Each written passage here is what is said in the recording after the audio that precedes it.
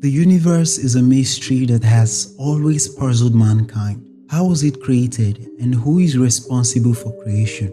In Hinduism, there are many theories about how the universe was created in the earliest days. Let's explore some of them. In Hinduism, the universe is not one single entity. There are an infinite number of universes that are constantly being created and destroyed.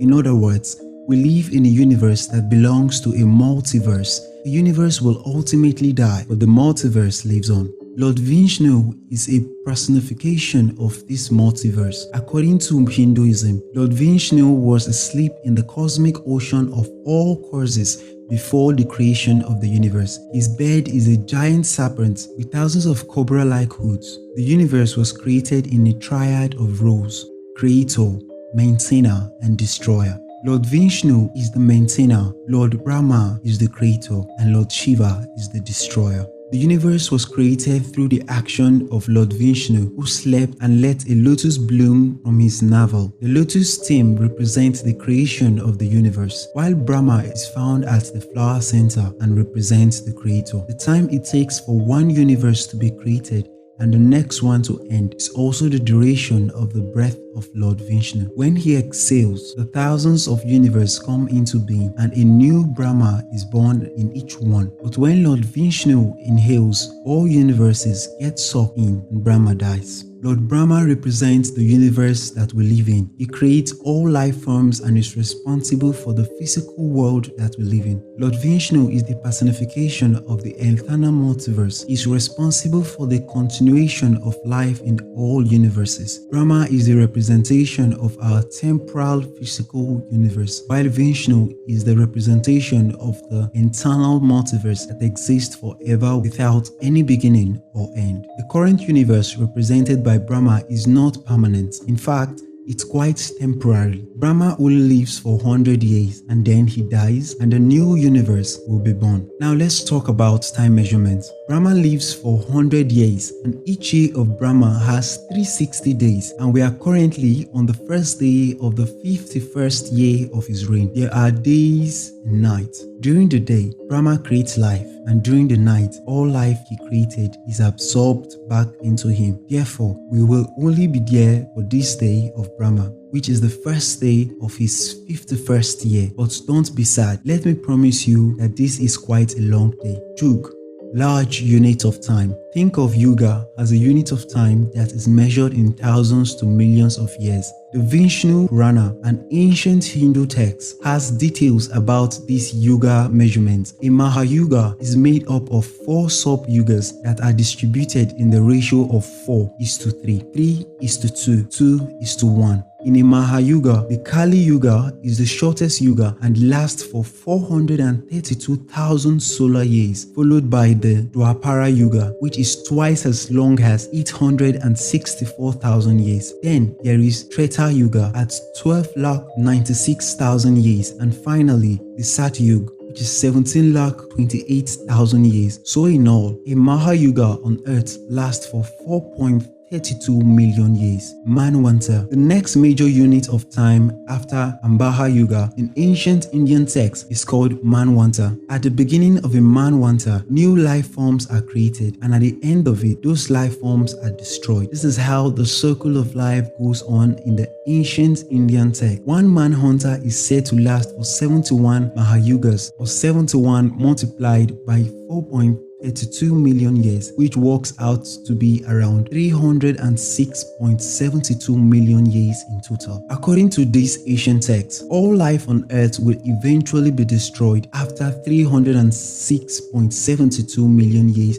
of evolution. Interestingly, around 252 million years ago, the Earth experienced its largest mass extinction event. Most species on Earth were killed, including nearly 90 to 96% of all insects. This was also the only mass extinction period of insects on Earth. After each mass extinction of life forms, there is a period of recovery called Sandhikal. This period lasts for one Satyug, or 1.7 to 8 million years. According to the latest estimate from modern science, it is believed that it took around 10 million years for life on Earth to recover after the Permian-Triassic extinction event. As you can see, it took our planet 10 million years to get back to its feet after suffering the greatest mass extinction in history. Clap. Day of the Brahma or universe. The universe has a day too, just like our day on Earth is called clap. The time period for one clap is said to be equivalent to 14 man-wanters, and so there are 14 man-wanters and 15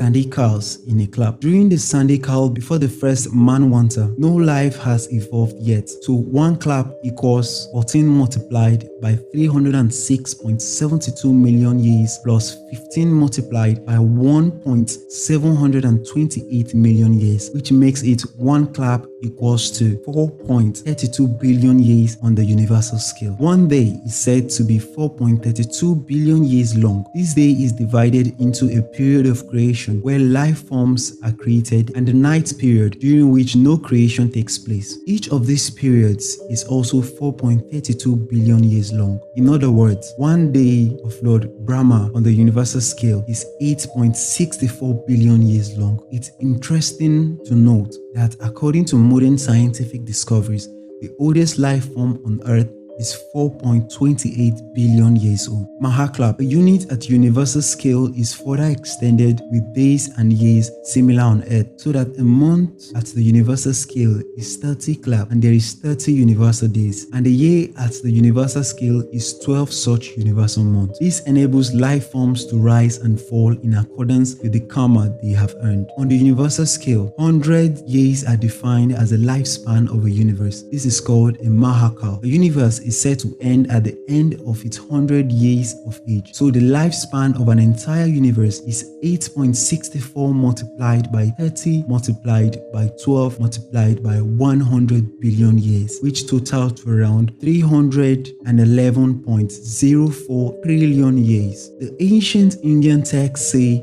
that our universe is currently on the first day of its 51st year. During this day, we are in the Kali Yuga of the 28th Mahayuga of the 7th Man-Wanta. So we have come to the calculation once again. According to ancient Indian texts, the age of the universe is 50 universal years plus 6 man-wanters plus 7 sandhikas plus 28 mahayugas. 50 universal years equals to 8.64 multiplied by 30 multiplied by 12 multiplied by 50 billion years equal to 520 billion years. 6 man-wanters, 6 multiplied by 306.72 million years equals 1,840.32 million years. 7 sandhikals, 7 multiplied by 1.728 million years equals 12.096 million years.